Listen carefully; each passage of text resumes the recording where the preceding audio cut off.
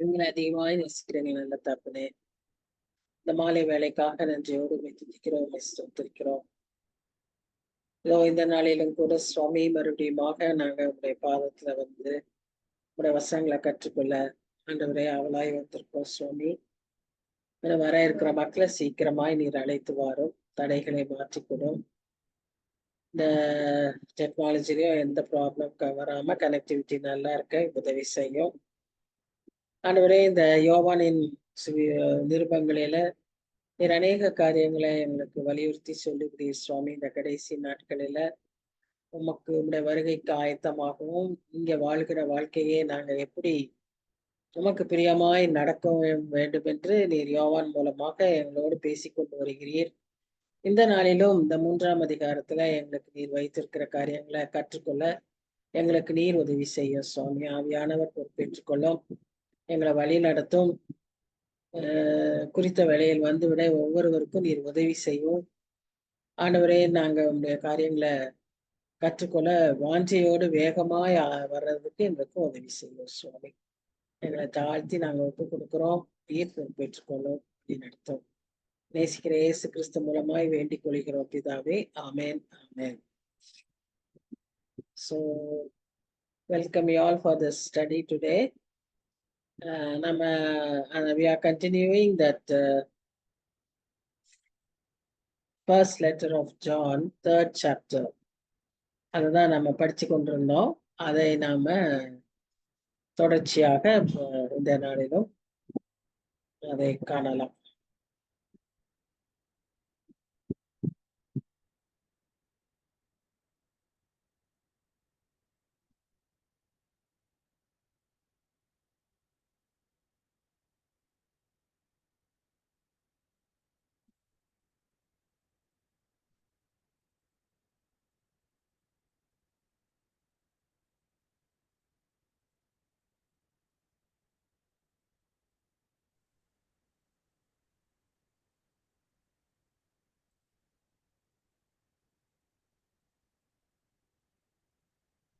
இரண்டு வசனங்களை நாம் கடந்த வாரத்துல படித்திருந்தோம். இப்பொழுது நம்ம 3வது வசனத்திற்குள்ளாக நம்ம கடந்து செல்ல இருக்கோம். இந்த ஸ்லைடோட தான் போன தடவை நம்ம படித்தோம். அதாவது நாம வந்து இங்க வாழுகிற வாழ்க்கை வந்து நம்ம பரலோகத்துல வாழுகிற வாழ்க்கைக்கு ஒப்பானதா இருக்கணும். நம்ம ஏன்னு சொன்னா அங்க நம்ம அவரை முகமுகமா பார்க்க இருக்கிறோம். நம்மளோட குடியிருப்பு பரலோகம்தான். இதையெல்லாம் குறித்து நம்ம கடந்த வாரத்துல பேசி கொண்டிருந்தோம். இன்றைக்கும் நம்ம அதை தான் தொடர்ந்து பார்க்க இருக்கிறோம். அதாவது எந்த நேரமும் எந்நேரமும் eternally being with Lord. That's a great experience. அது unhindered, unrestricted presence of God. இங்க வந்து நமக்கு அந்த மாதிரி இருக்கக்கூடிய எந்நேரமும் ஆண்டவருடைய பிரசனத்துல இருக்க முடியாதபடி அநேக தடைகள் நமக்கு வர்றதுக்கு வாய்ப்பு உண்டு. ஆனா when we are in heaven, we gain that experience. அதைத்தான் அவர் வந்து அது மாத்திரம் அல்ல, நாம் அவரோடு இருக்கிற அந்த நாட்கள்ல நாம் அவரை போலவே முழுமையாய் மாறினவர்களாய் அங்க நாம செல்லக்கூடும் என்று சொல்லி வேதத்துல நாம வாசிக்கிறோம். பிலிப்பியர் 3ஆம் அதிகாரம் 20, 21 வசனங்கள்ல நம்ம பார்த்தோமானால்,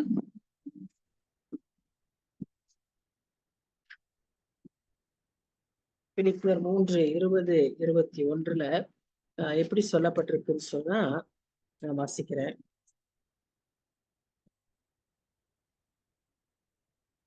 நம்முடைய குடியிருப்போ பரலோகத்தில் இருக்கிறது.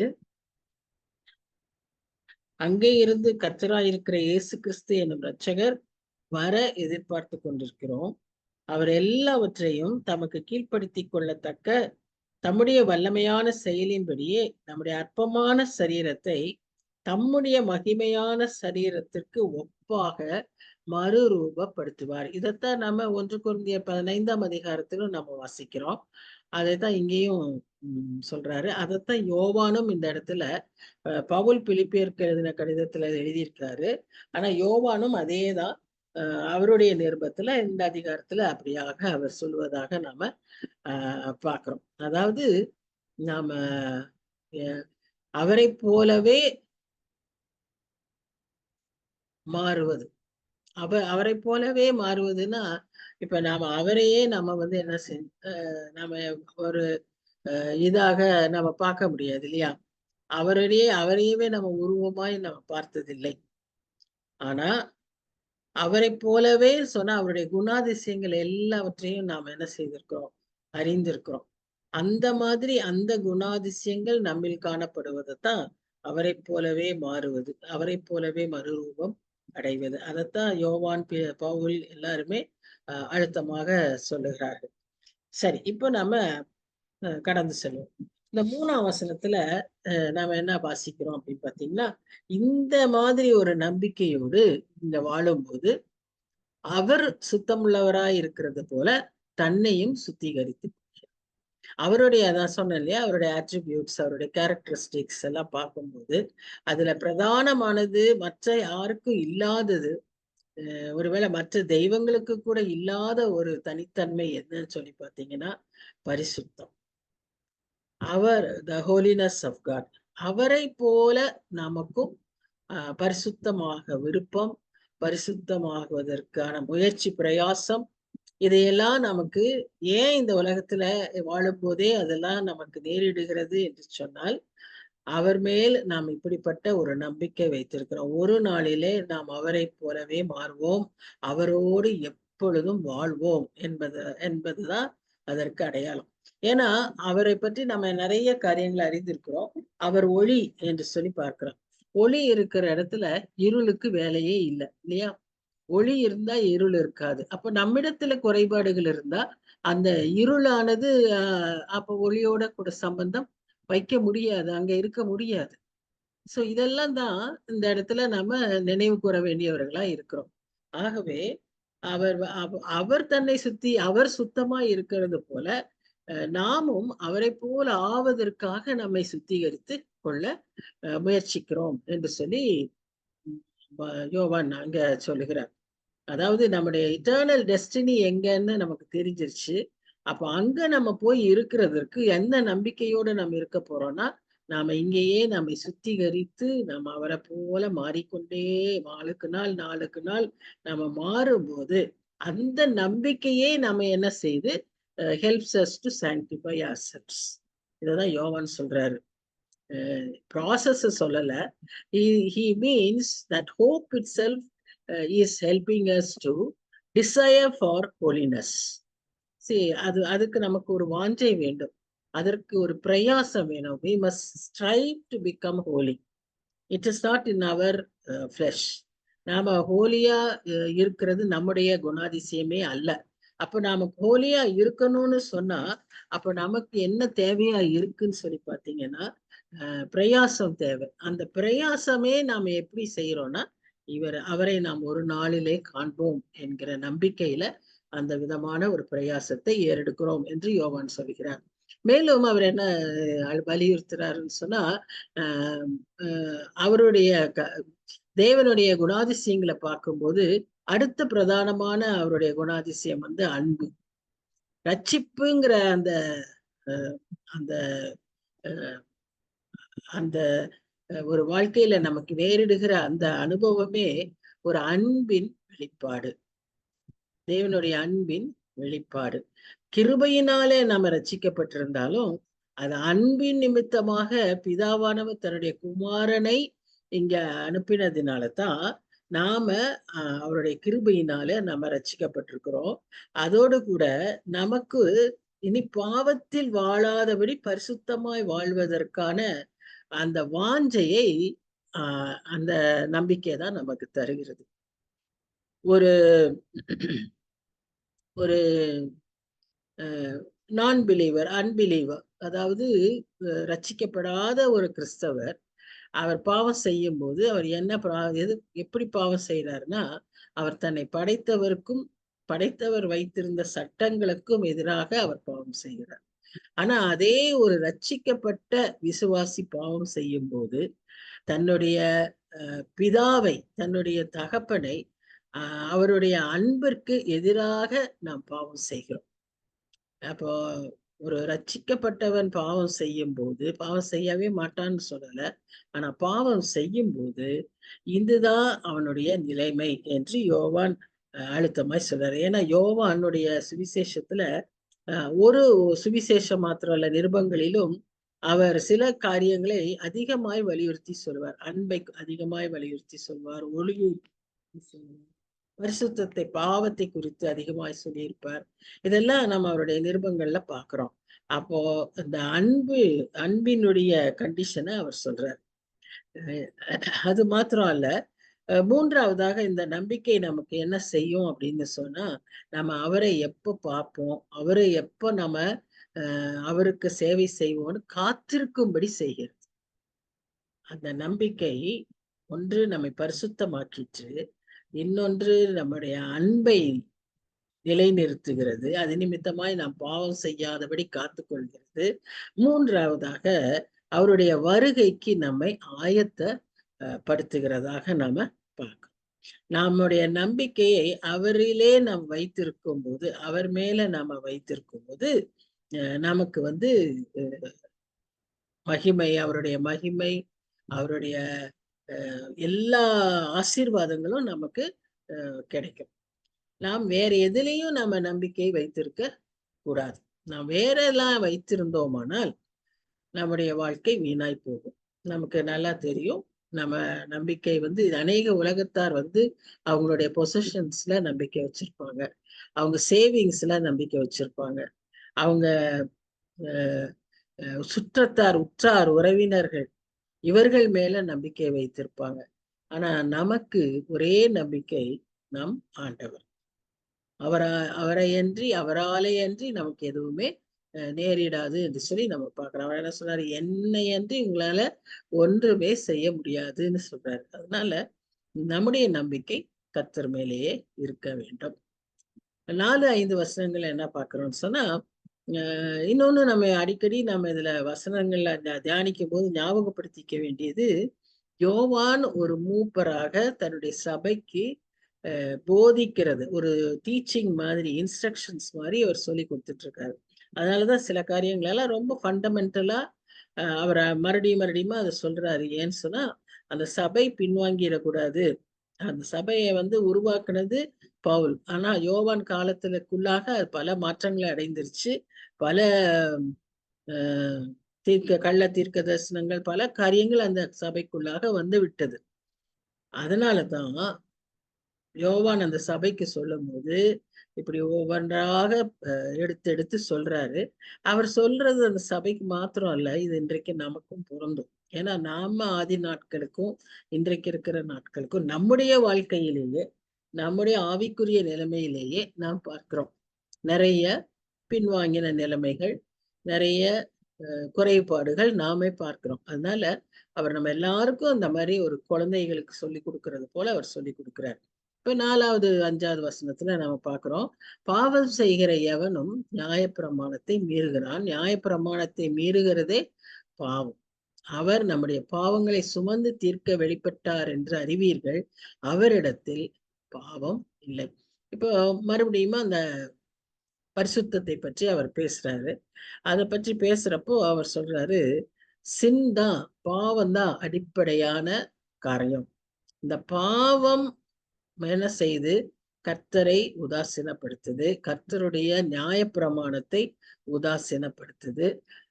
நியாயப்பிரமாணத்தை உதாசீனப்படுத்தினா கர்த்தரையே உதாசீனப்படுத்துகிறது தான். நியாயப்பிரமாணத்தை எதிர்த்தால் கர்த்தரையே எதிர்க்கிறது தான். நியாயப்பிரமாணத்தை கடைபிடிக்கலைன்னா கர்த்தரையே நாம வேண்டான்னு சொல்றதுதான். சோ அதனால நம்முடைய பாவத்தின் தன்மையை என்னவென்று முதல்ல அறிந்து கொள்ள வேண்டும் என்று சொல்லி ஸ்டார்ட்ங்கிற ஒரு பெரிய ஸ்காலர் சொல்றாரு, ஜான் ஸ்டார்ட். அவர் என்ன சொல்றாருன்னா, the first step towards holy living is to recognize the true nature or wickedness of sin.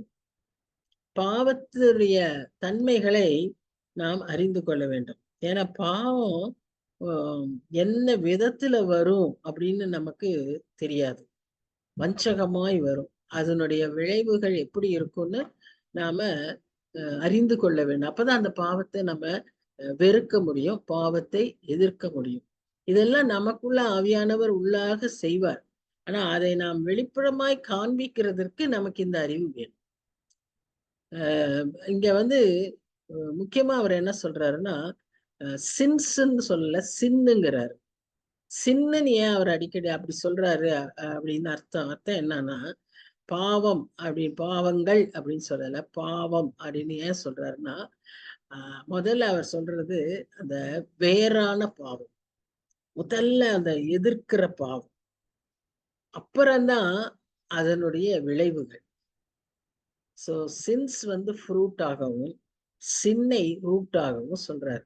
ஒரு அடிப்படையில அங்க நியாயப்பிரமாணத்தை கர்த்தரை மீறுகிறது, கர்த்தரை எதிர்க்கிறது, ரிஜெக்டிங் காட், அதுதான் ஃபர்ஸ்ட். அதுக்கப்புறம் தான் அதனுடைய எக்ஸ்பிரஷன்ஸ் தான் பல விதத்துல பல பாவங்களாய் வெளிப்படுகிறது என்று சொல்லி அவர் காண்பிக்கிறார். இது வந்து இட் இஸ் unknowingly-லாம் நம்ம சொல்ல முடியாது. Especially when a believer sins, it is basically a matter of the will. அறியாமையில செய்கிற பாவமே அல்ல. விசுவாசி பாவம் செய்யும் போது அது அறியாமையில் நேரிடுகிற காரியமே கிடையாது.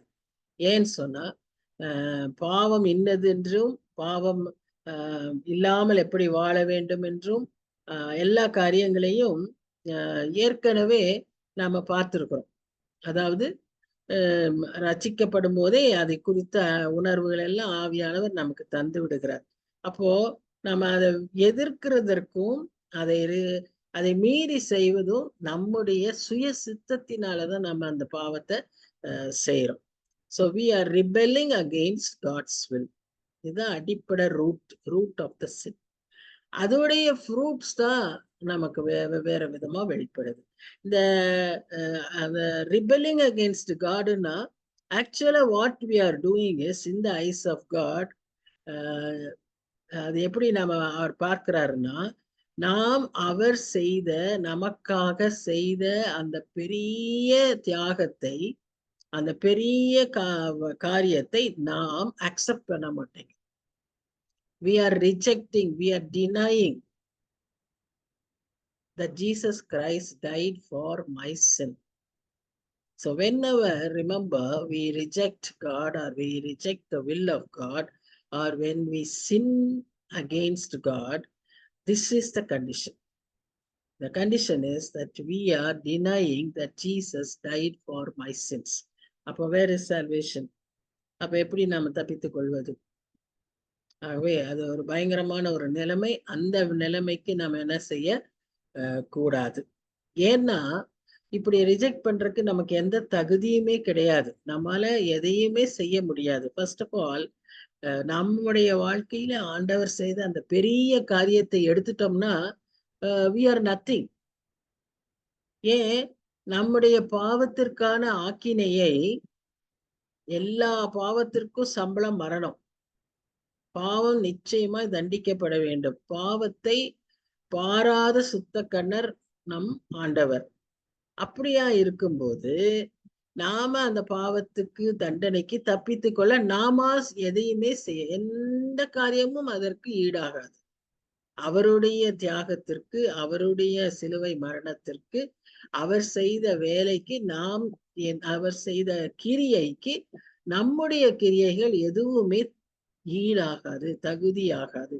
So we cannot take away the penalty of our own sin first. Secondly, we cannot take the power of sin in our lives. Even now, after being saved, after being guided by the Holy Spirit, the sin tries to creep in some way or other. அது வந்து நேரா வராது, தாக்காது. நமக்கு ஏன்னா நாமெல்லாம் ரட்சிக்கப்பட்டிருக்கோம். ஆனா ஆவியானவர் நம்மோடு இருந்து உணர்த்திக்கிட்டே இருக்கிறாரு. ஆனாலும் இந்த பாவம் அப்படியே உள்ளுக்குள்ள வரும், ஸ்லிதரின். அந்த விதமான பவர்ல இருந்து, அந்த விதமான பாவத்தின் செய்கையிலிருந்து நாம் தப்பித்துக் கொள்ள நம்மால ஒன்றும் செய்ய முடியாது. அதுதான் ஆண்டவர் அங்க சொல்றாரு, என்னாலே அன்றி உங்களால் ஒன்றும் செய்ய முடியாதுன்னா, we should not mean what we are doing worldly things. அதல்ல, spiritually especially in this manner, that is to take away the power of sin from our lives. We have no power. We have no power. இயேசு கிறிஸ்துவினால் மாத்திரமே அது முடியும். ஏன்னா அவர் தான் அதை சிலுவையில சுமந்திருக்கிறார். அந்த சிலுவையில தான் அவர் பிசாசை நசுக்கினார், வெற்றி சிறந்தார். அப்போ அதை நம்ம ரிஜெக்ட் பண்ணிட்டு நம்மளால ஒண்ணுமே செய்ய முடியாது. மூன்றாவதாக, அந்த பாவத்தினுடைய பிரசன்ஸையே நாம என்ன செய்ய முடியாது, அழிக்க முடியாது. We cannot take away the penalty of our sin. We cannot remove the power of the sin, and we cannot abolish the presence of the sin. So இதுக்கு எல்லாவற்றுக்கும் நமக்கு என்ன தேவை? ஒரு பாவமில்லாத சுத்த ஆட்டுக்குட்டி, ஒரு பலி. அதுதான் ஆண்டவராகிய இயேசு கிறிஸ்து.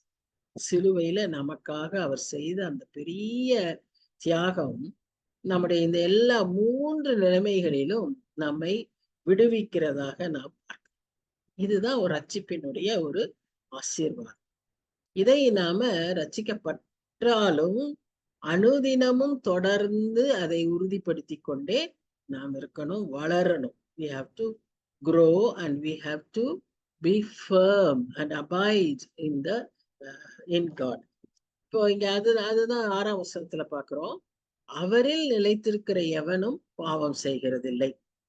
பாவம் செய்கிற எவனும் அவரை காணவும் இல்லை, அவரை அறியவும் இல்லை. காணவும் இல்லை, அறியவும் இல்லை, both means seem to be meaning the same, that is knowing him and understanding him. அப்போ சின்னாலே என்ன, பாவம்னா என்ன? லாலெஸ்னஸ். இன்றைக்கு லாலெஸ்னஸ் தான் உலகத்திலேயே ரூலு. எந்த சட்டத்துக்கும் எந்த கட்டுப்பாட்டுக்கும் அடங்காத மக்கள் தான் இன்றைக்கு தலைவர்களாகவும் அவர்கள் தான் ஹீரோக்களாகவும் இருக்காங்க. ஸோ லாலெஸ்னஸ் மீன்ஸ் கர்த்தர் நமக்கு அவசியம் இல்லை, கடவுள் எனக்கு வேண்டாம். அப்ப இயேசு கிறிஸ்து நமக்கு நம்முடைய பாவத்தை நம்மிடத்திலிருந்து நீக்கினார், நம்மிடத்தை விடுதலை செய்தார்னா, இயேசு கிறிஸ்துவே வேண்டானா அப்ப நம்ம பாவம் எப்படி போகும்? ஏன்னா இயேசு கிறிஸ்துவில பாவம் இல்லை. அவர் நம்முடைய பாவத்தை எல்லாம் சுமந்து அவர் பாவமானார். 1 பேதுருல 2ஆம் அதிகாரத்துல வாசிக்கிறோம். அப்போ அவரே வேண்டான்னு சொல்லிட்டு அப்புறம் நம்முடைய பாவம் எல்லாம் என்ன ஆகுறது? So we have to be very careful in accepting Jesus Christ as our Savior, meaningfully, physically, mentally, emotionally, spiritually. We should accept him as our Savior so that we may be sinless. அடுத்தது, இது நம்ம அவரை சேவியரா accept பண்ண உடனே நமக்கு என்ன கிடைக்குது? குமாரன் ஆகிற சுதந்திரம் நமக்கு தருகிறார். ரோமர் 8ஆம் அதிகாரத்துல வாசிக்கிறோம். அவர் நம்மை அப்பா பிதாவே என்று கூப்பிடும்படியாக சுதந்திரத்தை நமக்கு தராரு. ஆனா அந்த சுதந்திரம் வெறும் சன்ஷிப் இருந்தா போதுமா? நமக்கு என்ன வேண்டும்? ஃபெலோஷிப். அப்பதான் நாம என்ன செய்ய முடியும்? நிலைத்திருக்க முடியும். அப்பதான் நாம என்ன செய்ய முடியும்? நிலைத்திருக்கும் போதுதான் நாம் பாவம் செய்யாமல் இருக்க முடியும். The minute you lose your fellowship with God, the minute you walk far away from God. பேதுரு இயேசு கிறிஸ்துவை விட்டு விலகி தூரத்துல பின்பற்றினான். அவன் 3 தரம் மறுதலித்தான். அவன் யோவானை போல கூடையே இருந்திருந்தா ஒருவேளை மறுதலிக்கிற வாய்ப்பு அவனுக்கு நேரிட்டு இருக்காது. ஆனா ஆண்டவர் ஏற்கனவே சொல்லிட்டாரு, பிசாசு உன்னை சொலகுல போட்டு புடைக்கிற மாதிரி எனக்கு பர்மிஷன் வாங்கியிருக்கான்னு சொல்லிட்டாரு. ஆனா அதையெல்லாம் அறிந்த அவன் கொஞ்சம் ஜாக்கிரதையா இருந்திருந்தானா இந்த தவறை செஞ்சிருக்க மாட்டான். ஆனா நல்ல வேளை அதுக்கப்புறம் அவன் மனங்கசந்து அழுது திரும்பிட்டான். எல்லாருக்கும் அந்த வாய்ப்பு கிடைக்குமா தெரியாது. So if we walk far away from God, we might miss the fellowship and we may fall into sin. Because சிங்கம் எப்படி வரான்னு 1 பேதுரு 5ஆம் அதிகாரத்துல நம்ம வாசிக்கிறோம் இல்லையா? கர்ஜிக்கிற சிங்கம் போல அவன் அப்படி காத்துக்கிட்டு இருக்கான். If you have seen the animal documentaries, அந்த புதருக்குள்ள அப்படியே சைட் பை சைடு மான் அங்க மேய்ஞ்சிட்டே இருக்கும். இது அப்படியே அமைதியா உள்ள வந்துகிட்டே இருக்கும். try to come close and close.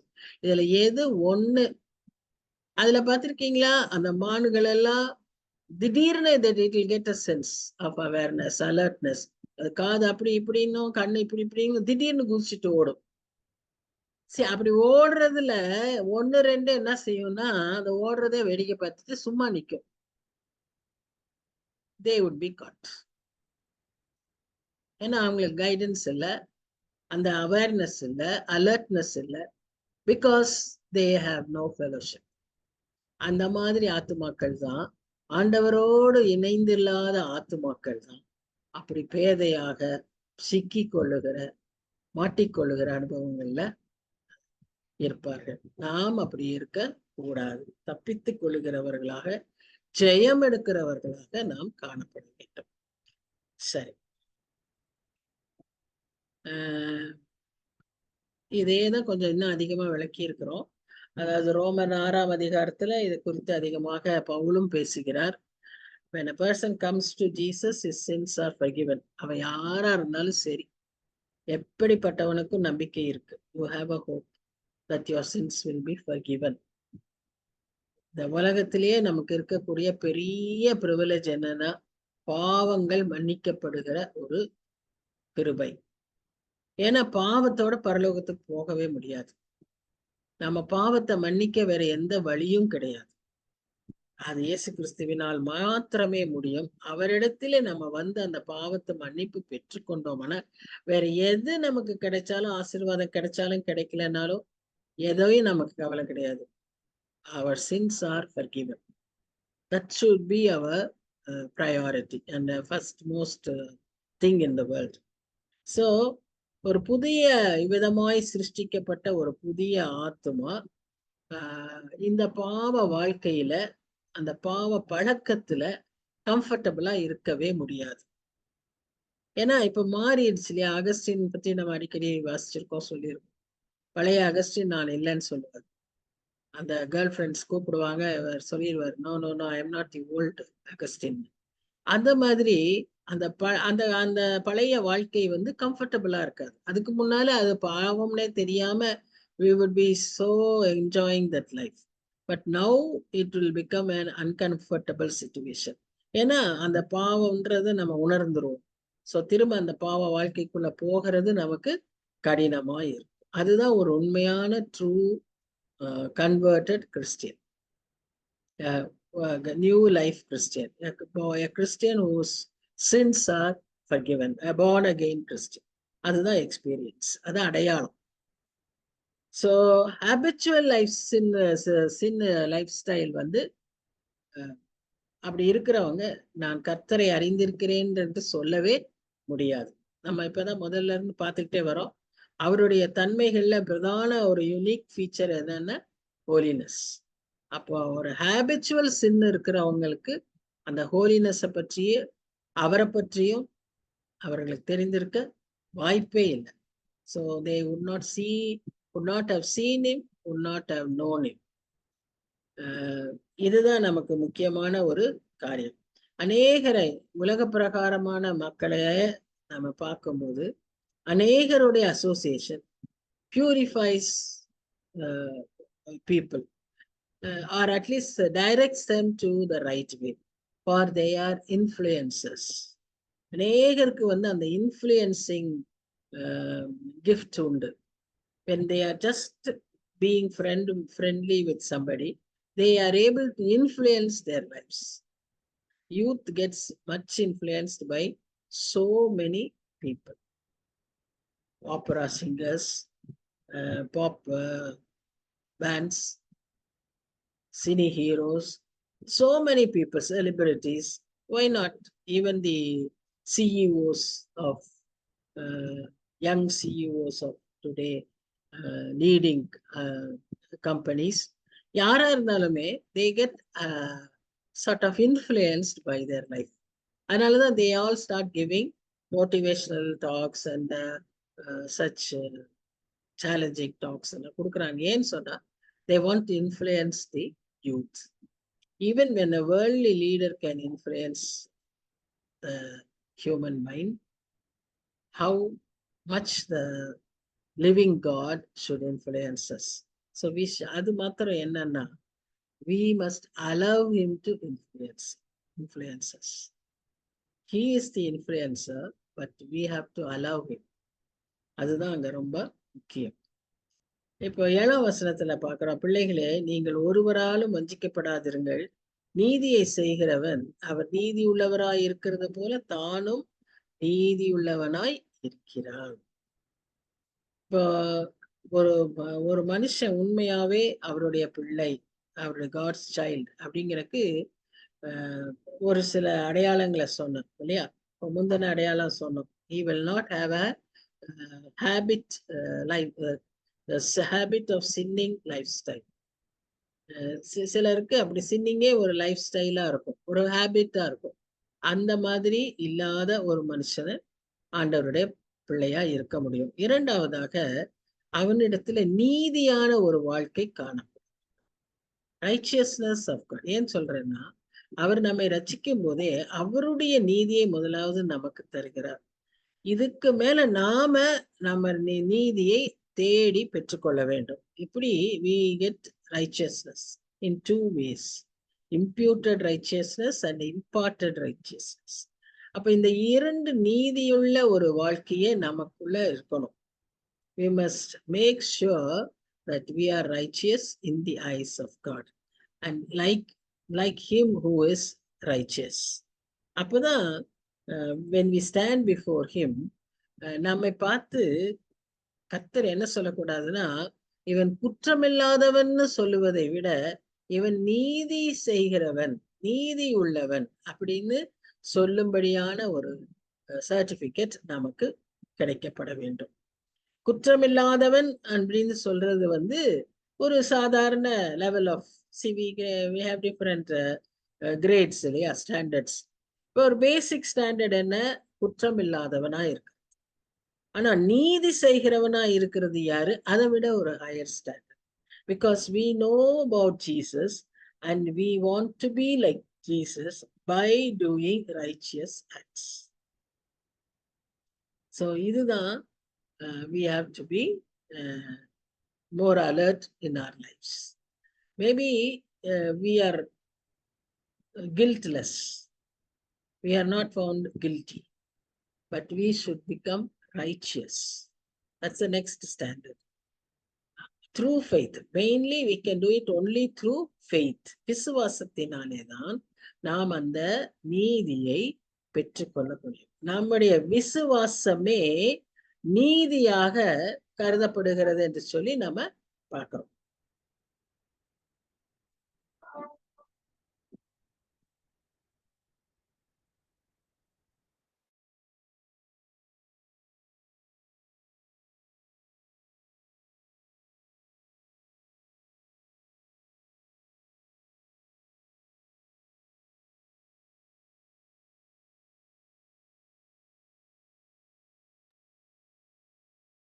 So we find that righteousness in Jesus will be evident in our lives. When we by faith we become righteous, when our faith itself becomes our righteousness, we will have the righteousness of God in us. ஆபிரகாமுக்கு அவனுடைய விசுவாசமே நீதியாக எண்ணப்பட்டது என்று சொல்லி எபிரேயர் 11ஆம் அதிகாரம் வாசிக்கிறோம். அப்படி நம்முடைய விசுவாசத்தினாலே நாம் அந்த நீதியை பெற்றுக்கொள்ள வேண்டும். சார்ல்ஸ் ஸ்பர்ஜன் என்ன சொல்றாருன்னா, the grace that does not change my life will not save my soul. நான் ரட்சிக்கப்பட்டேன்னு சொல்லிட்டு நீதியுள்ள ஒரு வாழ்க்கை நம்ம இடத்துல இல்லாதபடி இருக்குமானால் அது உண்மையான ரட்சிப்பு இல்லை. அதனாலதான் அவர் சொல்றாரு, என்னை ரட்சிக்கிறதுன்னு சொன்னா என்னுடைய வாழ்க்கை மாறி இருக்கும். The grace that does not change my life will not redeem my soul. Okay. 8-9 வசனங்கள்ல என்ன பார்க்கிறோம்னா, பாவம் செய்கிறவன் பிசாசினால் உண்டாயிருக்கிறான், ஏனெனில் பிசாசானவன் ஆதி முதல் பாவம் செய்கிறான். மறுபடியும் அதை சொல்றாரு. நீதி பாவம் அதை பற்றி முதல்ல சொன்னாரு, இப்ப மறுபடியும் சொல்றாரு, அவருடைய பிள்ளைகளை அவரிலே நிலைத்திருந்தா பாவம் செய்ய மாட்டோம் அப்படிங்கிறாரு. இப்ப என்ன சொல்றாருன்னா இன்னும் கொஞ்சம் தெளிவா சொல்றாரு. எப்படி? பாவம் செய்கிறவன் பிசாசுனால, பாவம் செய்யாதவன் பிதாவினுடைய பிள்ளையா இருப்பான். ஏன்னா ஆதி முதல் பாவம் பிசாசானவன் செய்து கொண்டே இருக்கிறான். அவனுடைய கிரியைகளை அழிக்கும்படிக்கே தேவனுடைய குமாரன் வெளிப்பட்டார். இப்போ இது இந்த சாப்டர்ல 2 இடத்துல காட்ஸ் மேனிஃபெஸ்டேஷன் பற்றி பார்க்கணும். Manifestation is another important feature of God. அதுல 5ஆம் வசனத்துல பார்க்கிறோம். He manifested himself as the Son of God to redeem us from sin, to deliver us from sin. அதே 8ஆம் வசனத்துல இங்க என்ன பார்க்கிறோம்னா, he manifested himself to destroy the works of sin. பிசாசினுடைய கிரியைகளை அழிக்கும்படிக்கே தேவனுடைய குமாரன் வெளிப்பட்டார். சோ இந்த 2 முக்கியமான வசனங்கள் 5ஆம் வசனத்துல to destroy the sin and here to destroy the works of sin. For these 2 reasons only God manifested himself. வெளிப்பட்டார் அப்படிங்கறத யோவான் தெளிவா சொல்றார்.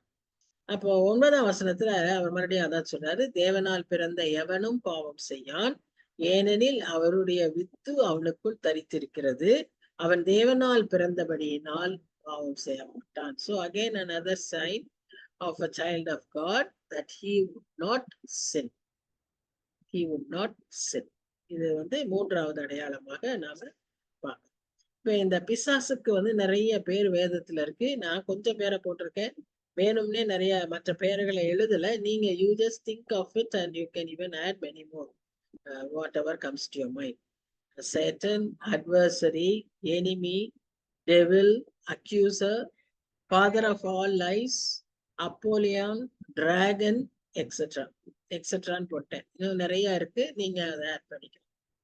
ஆனா இப்ப நமக்கு முக்கியமா என்ன தெரியும், இத்தனை பேர் இருக்கிற இத்தனை விதமா அந்த பேர் எல்லாமே அவன் அத்தனை விதமா செயல்படுகிறதை பார்க்கிறோம். அது மாத்திரம் அல்ல, அவன் பிசாசானவன் தேவனுக்கு எதிரானவன். First of all, enemy. Christ has no sin, but devil can do nothing without sin. Nothing but sin. அவன் பாவமே செய்து கொண்டிருப்பான், கிறிஸ்துவனிடத்தில் பாவமே இல்லை. இதான் முதல் வித்தியாசம். பிசாசானவன் எதிர்க்கிறவன், இயேசு கிறிஸ்துவோ தாழ்மையாய் கீழ்ப்படுகிறவர். அவர் இந்த உலகத்துக்கு வெளிப்படுவதற்கே அவர் கீழ்ப்படித்தலாலதான் வந்தார். பிலிப்பியர் 2ஆம் அதிகாரம் 9ஆம் வசனம் 6ல இருந்து 9 வசனங்களை பார்க்கிறோம். அவர் தன்னை தாழ்த்தி கீழ்ப்படிதல், கடைசியா கீழ்ப்படிதல் அதற்கு முடியும். So Christ is God but was willing to become a servant. Satan is a servant but he wanted to become God. வித்தியாசம் பாருங்க. அப்ப ஜஸ்ட் ஆப்போசிட்.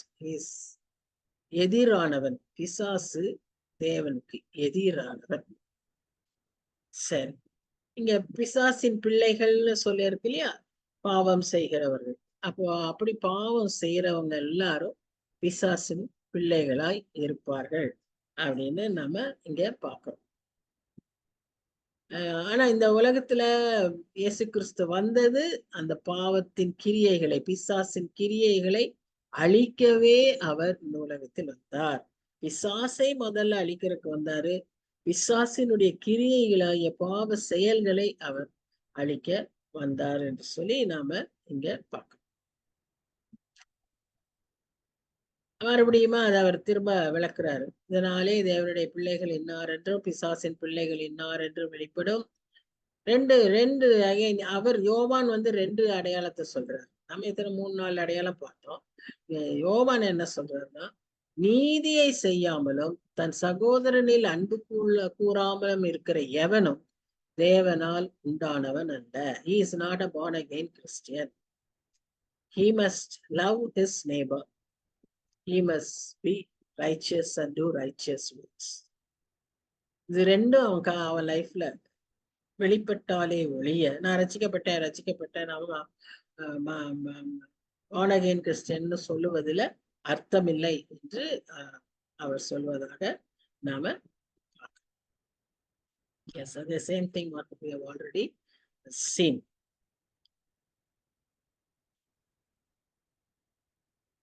இதுல இன்னொரு காரியம், ஏன்னா முதல்லது நீதி செய்யணுங்கிறாரு, அடுத்தது நேபரை அன்பு கூறணுங்கிறாரு.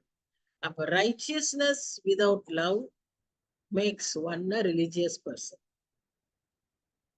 நீதியெல்லாம் நம்ம கடைபிடிச்சிட்டு அன்பில்லாம தன்னுடைய சகோதரனையே நேசிக்காம தன்னுடைய நேபருக்கு மேல தன்னை நீடி பர்சன் தன்னை சுற்றி இருக்கிறவங்களை குறித்து ஒரு கரிசனை இல்லாம இருக்கிறவன் வெறும் சட்டத்தை நிறைவேற்றி கொண்டு பலிகளை செலுத்தி கொண்டு காணிக்கைகளை செலுத்தி கொண்டு அப்படி இருக்கிற ஒரு மனுஷன் he is only a legalist. He is not a born again Christian. அன்றைய காலத்துல பரிசேயர்கள் எல்லாரும் அப்படித்தான் இருந்தாங்க. அதை நம்ம அவருடைய ஜெபத்திலேயே பார்க்கிறோம். அந்த மாதிரி இருக்கிறவங்க அவங்களுடைய ஜெப வாழ்க்கை அவர்களுடைய சாதாரண மற்ற விதத்திலேயே அதை நாம பார்த்துடலாம், அறிந்து கொள்ளலாம், அவர்களை நாம் இனம் கண்டு கொள்ளலாம். ஆனா இந்த நீதியும் அன்பும் எப்படி பேலன்ஸ் ஆக முடியும் அப்படின்னு நம்ம பார்த்தோம்னா, ஒன்றின் நிமித்தமாய் ஒன்றை நாம் செய்யக்கூடாது, இரண்டையும் சேர்ந்து செய்யணுமே ஒழிய ஒன்றின் நிமித்தமாக, அதாவது நீதியின் நிமித்தமாக at the expense of righteousness we should not express our love. அதே மாதிரி at the expense of love we should never try to be righteous. இது we have to know how to balance this, and that can be shown only by our Lord Jesus Christ. Best example, ஒரு நாம நிறைய இந்த மாதிரி skit கதைகளை பற்றி வாசிச்சிருக்கோம். ஒரு அண்ணன் தம்பி, அண்ணன் ஜட்ஜ் ஆயிடுவான், தம்பி திரும்ப திரும்ப தப்பு செஞ்சுக்கிட்டே இருப்பான். ஃபர்ஸ்ட் லாயரா இருக்கும்போது அவனுக்கு எப்படியாவது வாதாடி வாங்கி கொடுத்துருவான். ஆனா ஜட்ஜ் ஆகும்போது என்ன செய்ய முடியாது, ஒண்ணுமே செய்ய முடியாது, தண்டிக்க தான் வேணும். அந்த தண்டனையும் ப்ரொனவுன்ஸ் பண்ணிட்டு அந்த தண்டனையை நான் பெற்றுக்கொள்கிறேன்னு சொல்லி, நான் அவனுடைய சகோதரன், அந்த தண்டனையை நான் ஏற்றுக்கொள்கிறேன்னு சொல்லி, அன்றைக்கு அடிகள் இருந்தது, அந்த அடிகளை அவன் வாங்கி கொள்வான். அப்படி அதான் பனிஷ்மெண்ட் அன்னைக்கு. அந்த பனிஷ்மெண்ட்டை அவன் ஏற்றுக்கொள்வான். இப்படிதான் நமக்காக இயேசு கிறிஸ்துவும் ஏற்றுக்கொண்டார். அவ்வளவு, அதுதான் அன்பும் நீதியும் ஒன்றாய் போகக்கூடிய காரியங்கள். ஒன்றின் நிமித்தமாய் இன்னொன்றை நாம செய்யவே முடியாது. இது ரெண்டும் நம்முடைய ஆண்டவருடைய குணாதிசயம். இது நம்முடைய வாழ்க்கையிலையும் வெளிப்பட வேண்டும். இததான் யோவான் திரும்ப அழுத்தமா சொல்றாரு. அன்றையிலிருந்து இன்றைக்கு வரைக்கும் கிறிஸ்தவ சாராம்சம் அதுதான். ஆனா கிறிஸ்தவர்கள் மாறிக்கொண்டே இருக்கிறார்கள். அதெல்லாம் அவங்களுடைய ஆண்டவரோடு இருக்கிற உறவின் அடிப்படையில எவ்வளவு தூரம் அவங்க நெருங்கி இருக்காங்க, எவ்வளவு தூரம் விலகி இருக்காங்க, எவ்வளவு தூரம் மற்றவங்க அவங்களை இன்ஃப்ளூயன்ஸ் பண்றாங்க, இதை பொறுத்து கிறிஸ்தவர்கள் மாறிக்கொண்டே இருக்கிறார்களே ஒழிய கிறிஸ்தவ கோட்பாடு, கிறிஸ்தவ சாராம்சம் அதேதான். ஆண்டவர் அதைத்தான் எதிர்பார்க்கிறார்.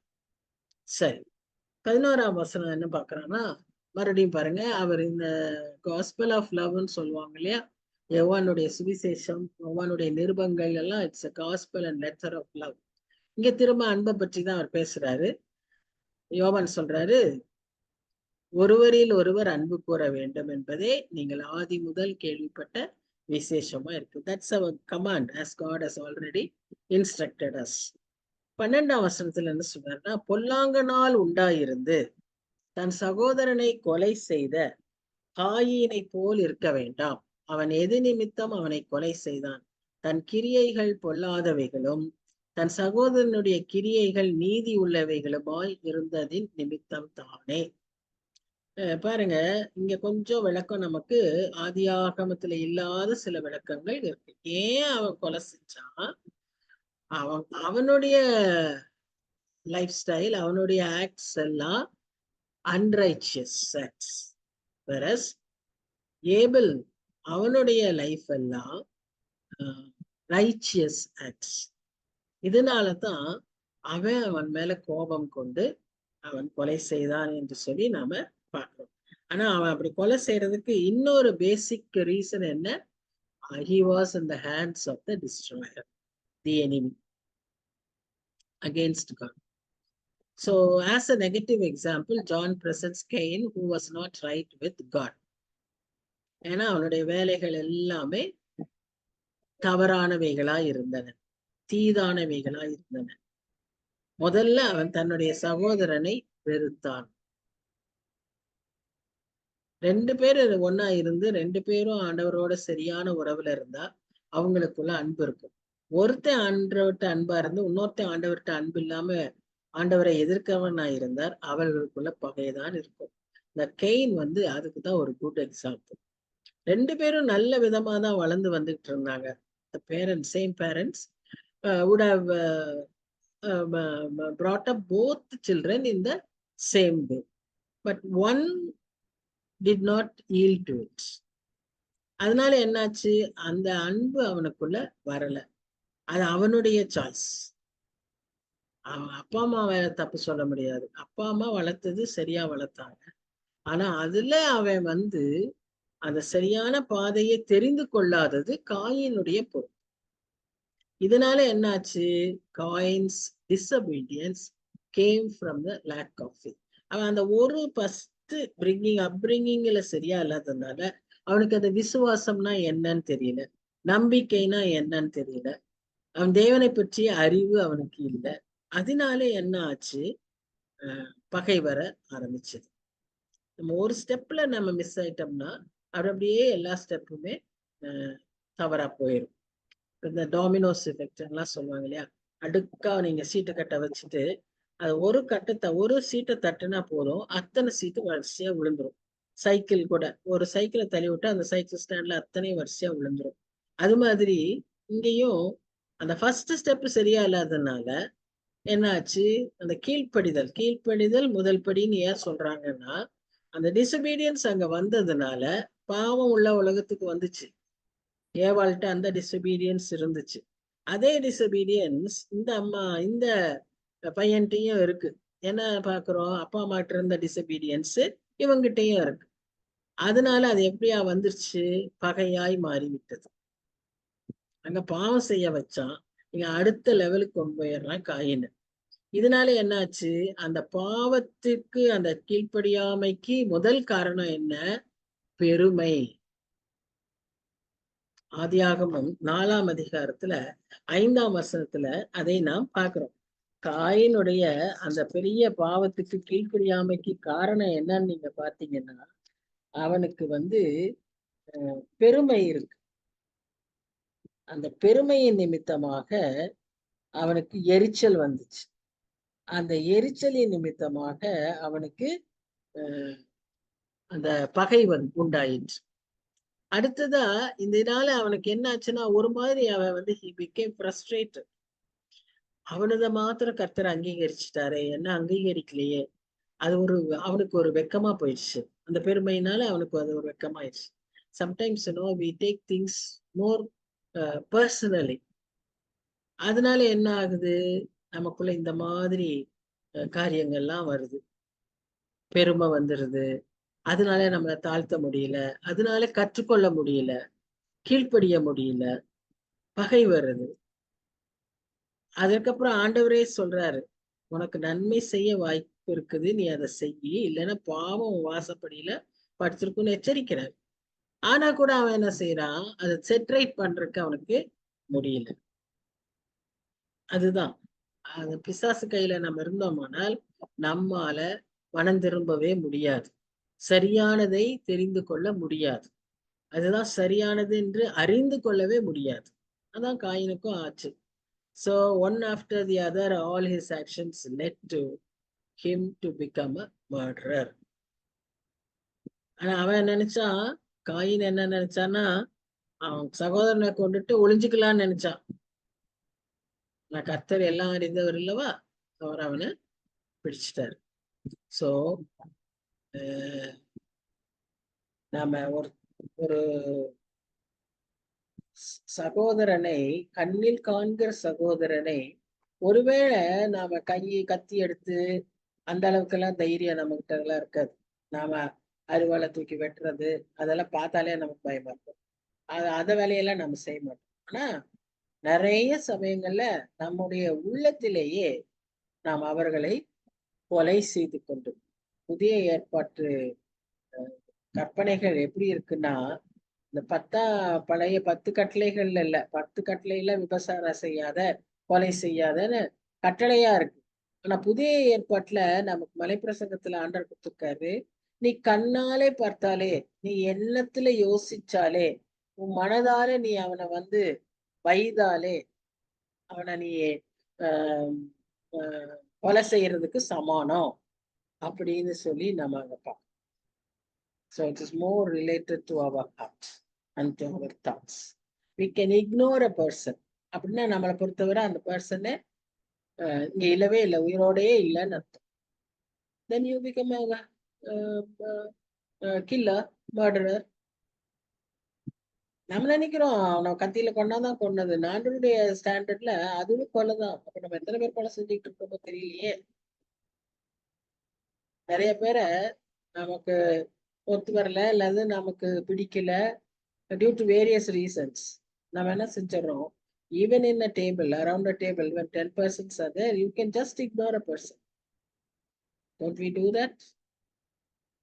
Here we read that means it is equal to killing. We have to repent. We have to ask God for forgiveness. So, நம்ம இருதயத்துல கொலைகாரனுக்கும் நமக்கு எந்த difference? Hate is a despise.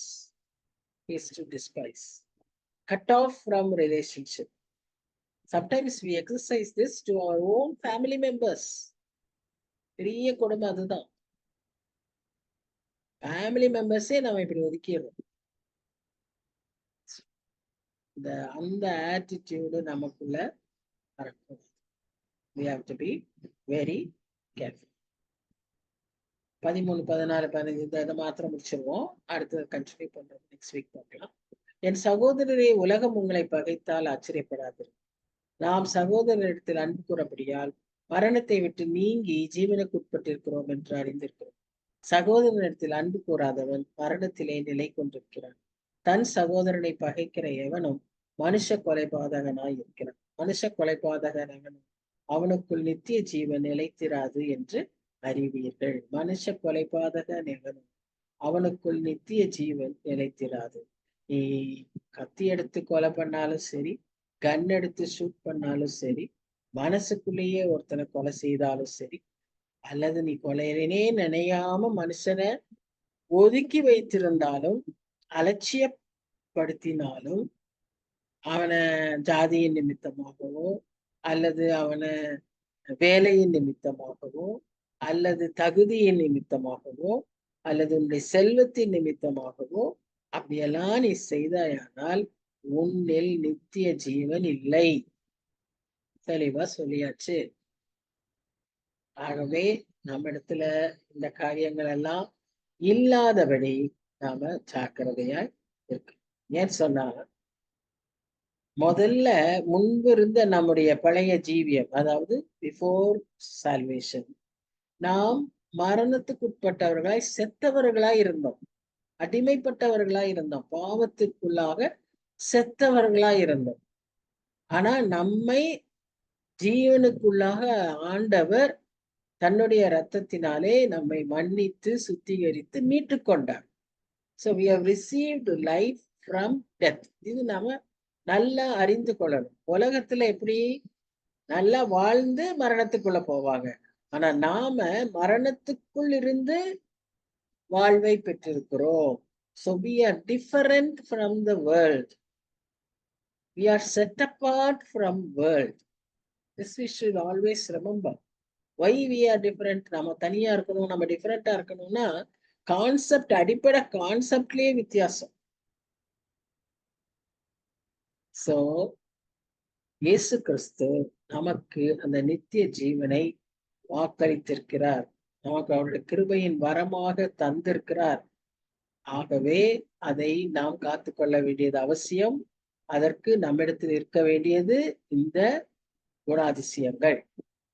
மற்றவர்களை அன்பு கூறுவதில் ஜாக்கிரதையாய் முந்திக்கொள்ள நாம பிரயாசப்படணும். அடுத்ததா ஒரு கிறிஸ்டியன் லைஃப்ல 3 முக்கியமான சோதனைகள் உண்டு. ஒன்று சத்தியத்தின் சோதனை. காந்தி எழுதினார் இல்லையா, சத்திய சோதனை, ட்ரூத் டெஸ்ட். இன்னொன்று லவ் டெஸ்ட். இன்னொன்று மாரல் டெஸ்ட். இந்த மாரல் டெஸ்ட்டை நம்ம இன்னும் கூட எப்படி எடுத்துக்கலாம்னா குவாலிட்டி டெஸ்ட்னே வச்சுக்கலாம். Quality check. இன்னைக்கு எதை எடுத்தாலும் அக்ரெடிட்டேஷன் தேவையா இருக்கு இல்லையா. ஃபுட் எடுத்தா கூட ஃபுட் கிரேடு, பிளாஸ்டிக் எடுத்தா கூட அது ஃபுட் கிரேட் பிளாஸ்டிக்கா, இப்படி everything has to be standardised. Even our Christian life should be standardised according to the kingdom principles. அதற்கு every Christian should undergo these test. யாரும் நம்மளை டெஸ்ட் பண்ணணும் இல்லை, கர்த்தர் நம்மை சோதிப்பார், நாமே நம்மை சோதித்துக் கொள்ள முடியும். அதுதான் புதிய ஏற்பாட்டு கிறிஸ்தவர்களுக்கு இருக்கிற ஒரு தகுதி. நீங்களே உங்களை எனது குற்றவாளிகள் என்று தீர்க்காதிருந்தால் நிச்சயமா நீங்க என்ன ஆவீங்க? ஏன்னா உங்களுக்குள்ள அப்படி ஒரு ஆவியை கொடுத்திருக்கிறார், உங்களுக்கு அப்படி ஒரு கான்சியன்ஸை கொடுத்திருக்கிறார். So truth should be in you, love should be in you, and that quality should be in you. What quality? The quality of the attributes of God, characteristic features of God. அது நம்ம இடத்துல இருக்க வேண்டும். இது அதே அன்பை பற்றியேதான் அவர் திரும்ப சொல்றாரு 16ஆம் வசனத்திலையும். இதை பற்றியெல்லாம் நம்ம அடுத்த ஸ்டடியில.